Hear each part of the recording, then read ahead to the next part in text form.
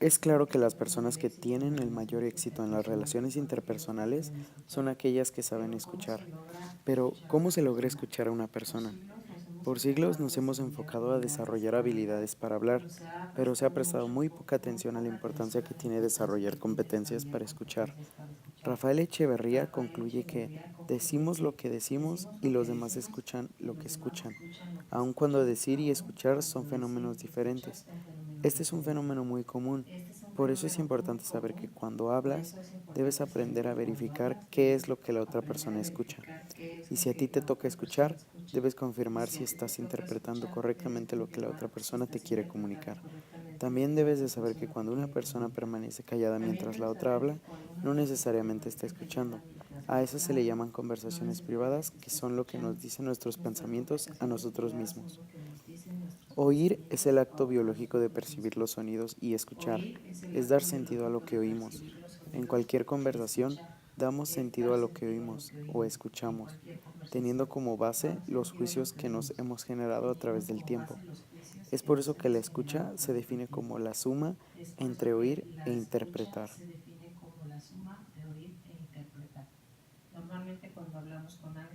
Normalmente cuando hablamos con alguien estamos en dos conversaciones a la vez, una conversación pública, que es lo que decimos a la otra persona, y otra conversación privada, que es lo que pensamos y sentimos, pero no decimos.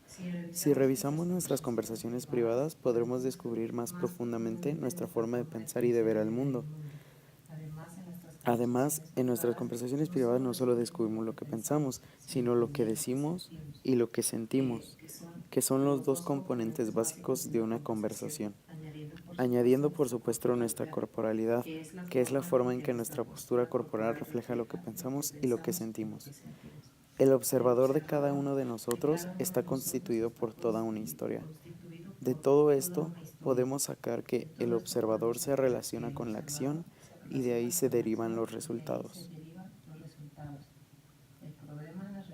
El problema en las relaciones interpersonales es que normalmente callas lo que piensas.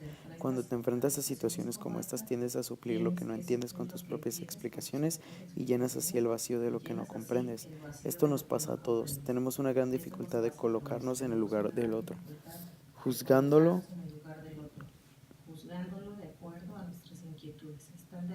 juzgándolo de acuerdo a nuestras inquietudes, estándares y temores. Nos proyectamos nosotros mismos más que tratar de entender lo que motiva a otros a actuar de determinada manera y de decir lo que dicen, al suplir con nuestras explicaciones lo que el otro nos dice. Aquí lo importante es buscar la posibilidad de ser un observador diferente, es decir, revisar nuestros juicios, buscar sustentarlos y poder cambiar lo necesario para tener más opciones de explicar lo que sucede. La ontología del lenguaje nos presenta dos tipos de observadores: el observador de enfoque único y el observador de enfoque múltiple.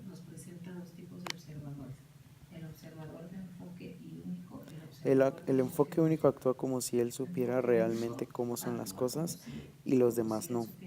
En cambio, el observador de enfoque múltiple se enfoca en reconocer que su manera de ver las cosas es solo su manera particular de verlas.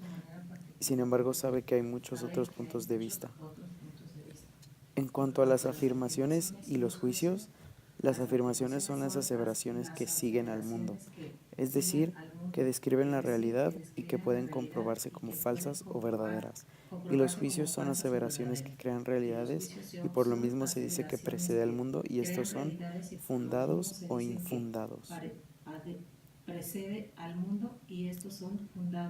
Las características de las afirmaciones son que el observador informa todo lo observado, la palabra sigue al mundo, pueden ser verdaderas o falsas, pueden ser relevantes o irrelevantes, y la de los juicios son que se generan nuevas realidades, el mundo sigue la palabra y pueden ser fundados o infundados.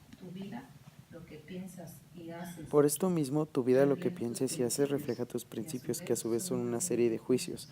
Estos juicios que forman parte de tu mentalidad te pueden guiar o ayudar o te pueden obstruir el camino, pero si te esfuerzas para que tu mentalidad se dirija al esfuerzo continuo y seguir aprendiendo, tu desarrollo irá siempre en un continuo crecimiento.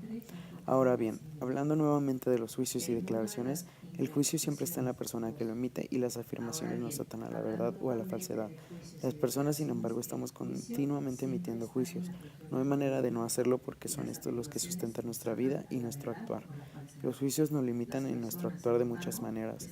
Es un hecho que estos juicios que hemos venido cargando nos hacen incompetentes en determinados ámbitos. De esta misma manera es interesante que los juicios pueden abrir y cerrar posibilidades también. Claro que depende del uso de la interpretación del juicio. Nos hacen incompetentes en determinados ámbitos.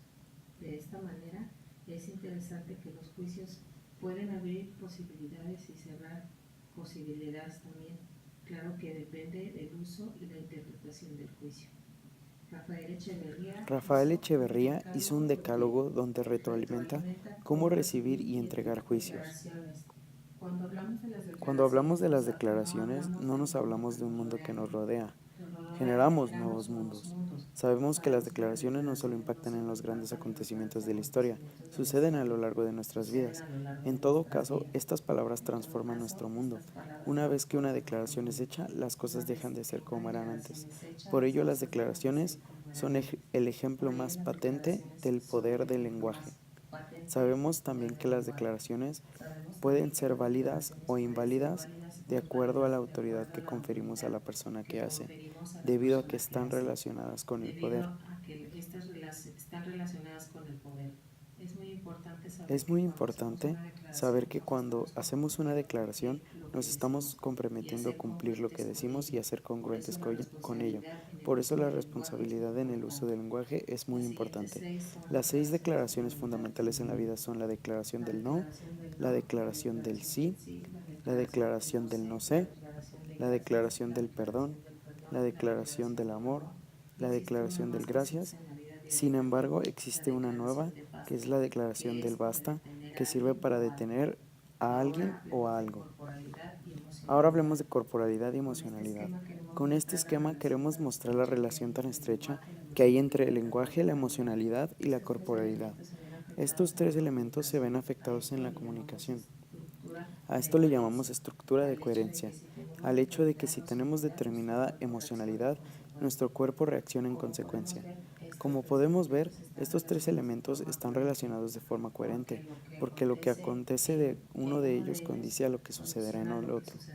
Por eso que existe la necesidad de explicar las condiciones que aseguran la mencionada coherencia. Dado que estos tres dominios están implicados, podemos decir que para romper con una estructura de coherencia que te está haciendo daño, hay manera de intervenir en cualquiera de las tres para buscar una nueva estructura. Por ejemplo, si mejoras tu corporalidad, estás automáticamente ayudando a que mejore tu lenguaje y por consiguiente tu estado de ánimo. Cuando te sientas triste, mira hacia arriba o hacia adelante y notarás que te sientes mejor. Por consiguiente, tus pensamientos también cambiarán.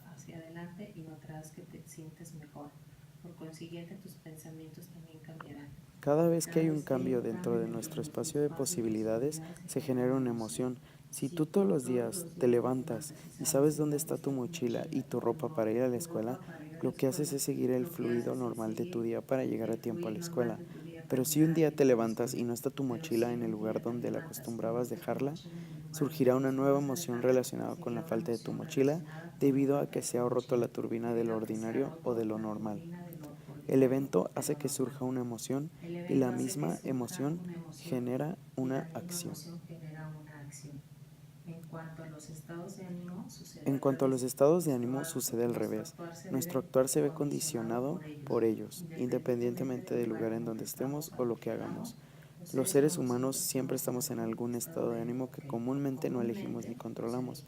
Simplemente nos encontramos en él y nos comportamos dentro de los parámetros de ese estado de ánimo. Por consiguiente, se podría decir que no solo tenemos estados de ánimo, los estados de ánimo nos tienen a nosotros. Las emociones tienen como características la reacción biológica ante lo que nos sucede. Pueden ser efímeras o mantenerse un tiempo y surgen de algo concreto. Los estados de ánimo son mucho más profundos. Se preguntan qué lo causó, y defienden la personalidad de todos Un nosotros. modelo de inteligencia emocional que se basa en saber Existe un manejar modelo de las inteligencia emocional emociones, que se la basa en propia saber manejar las motivación, relaciones saber leer y las las emociones de emociones, los la demás y propia conocer nuestras motivación, saber propias leer las emociones. emociones de los demás Están y los conocer cuatro nuestras elementos que propias se utilizan emociones. para Están los representar 4 los elementos diferentes que se tipos de utilizan para inteligencia representar los emocional que diferentes existen. tipos de inteligencia emocional que existen.